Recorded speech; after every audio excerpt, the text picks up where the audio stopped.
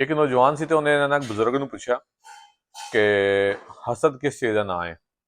ਤੇ ਉਹ ਬਜ਼ੁਰਗ ਨੇ ਇੱਕ ਮਿਸਾਲ ਦੇ ਤਰੀਕੇ ਨਾਲ ਉਹਨੂੰ ਸਮਝਾਇਆ, ਇੱਕ ਕਹਾਣੀ ਦੇ ਜ਼ਰੀਏ। ਇੱਕ ਬੰਦਾ ਸੀ, ਉਹ ਨਾ ਪਿੰਡ ਦੇ ਵਿੱਚ ਨਾ ਰੋਜ਼ ਬੰਦੇ ਦਾਵਤ ਕਰ ਲੈਂਦਾ ਸੀ, ਰੋਜ਼ ਬੰਦੇ ਨੂੰ ਬੁਲਾ ਲੈਂਦਾ ਸੀ ਖਾਣੇ ਤੇ।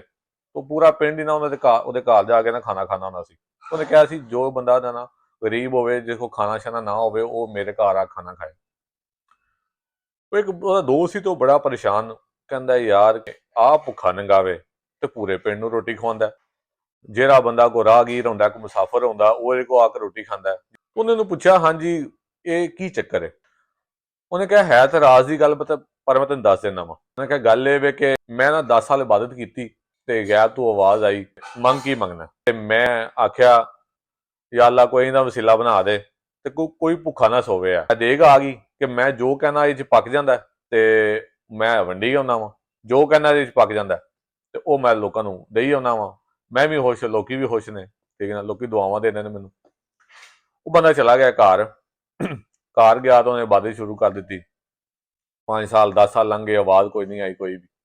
15 ਸਾਲ ਲੰਘ ਗਏ, 20 ਸਾਲ ਬਾਅਦ ਜਾ ਕੇ ਨਾ ਆਵਾਜ਼ ਆਈ, ਮੰਗ ਕੀ ਮੰਗਣਾ?